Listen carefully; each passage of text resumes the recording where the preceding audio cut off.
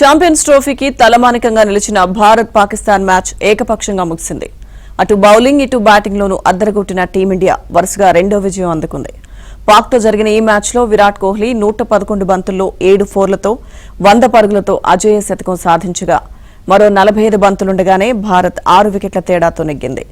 తద్వారా 2017 సిటీ ఫైనల్లో ఎదురైన ఓటమికి ప్రతీకారం తీర్చుకున్నట్టయింది. గ్రూప్ ఏలో 4 పాయింట్లతో భారత్ దాదాపు సెమీస్ బెర్త్ను ఖాయం చేసుకోగా ఆఖరి మ్యాచ్ మార్చి 2న కివీస్తో తలపడుతుంది. ముందుగా బ్యాటింగ్కు దిగిన పాకిస్తాన్ 49.4 ఓవర్లలో 241 పరుగులకు ఆలౌట్ అయింది.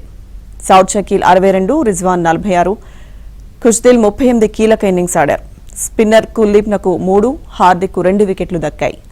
ఆ తర్వాత ఛేదనలో భారత్ 42.3 ఓవర్లలో 4 వికెట్లకు 244 పరుగులు చేసి గెలిచింది. శ్రేయాస్ 56, గిల్ 46 పరుగులతో సహకరించారు.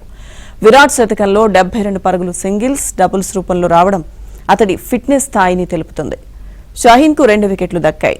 ప్లేయర్ ఆఫ్ ద మ్యాచ్గా విరాట్ కోహ్లీ నిలిచాడు.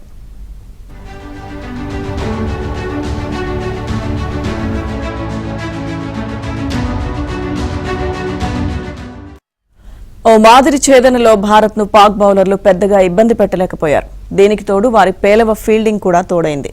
అటు Virat century, Shreyas half century, Gill సమన్వయ ఆట తీరుతో జట్టు సునాయాసంగా నెగ్గింది.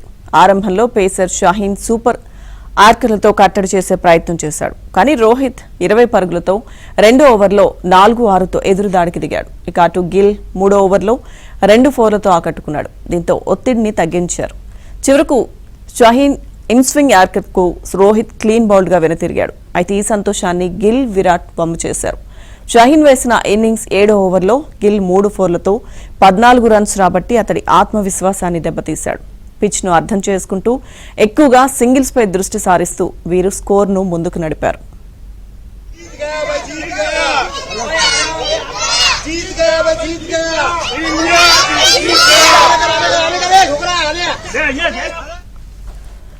అయితే వరుసగా 50+ స్కోర్ ఖాయమనిపించిన వేళ గిల్ను స్పిన్నర్ అబ్రార్ బౌల్ చేశాడు. దీంతో 2వ వికెట్కు 69 పరుగుల భాగస్వామ్యం ముగిసింది. ఆ తర్వాత విరాట్కు జతగా శ్రేయస్ కలవడంతో పాక్ బౌలర్ల కష్టాలు రెట్టింపయ్యాయి. అటు బంతి కూడా చక్కగా బ్యాట్ మీదకు రావడంతో ఈ జోడీ ఆడుతూ పాడుతూ బ్యాటింగ్ సాగించింది.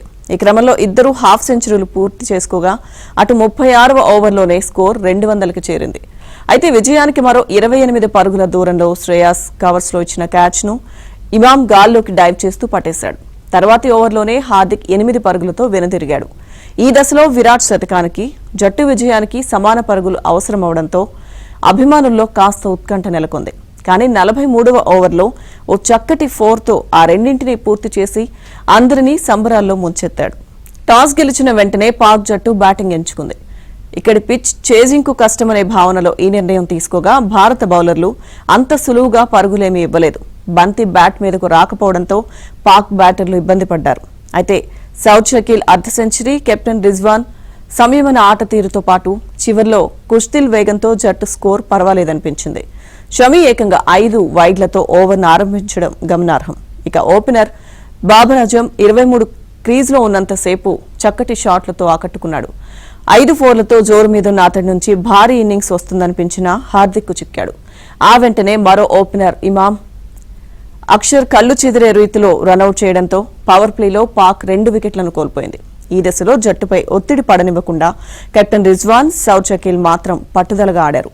మధ్య ఓవర్లలో పిచ్ నెమ్మదించడంతో పరుగులు కష్టమయ్యాయి. ముఖ్యంగా స్పిన్నర్ కుల్దీప్ ఇబ్బంది పెట్టాడు.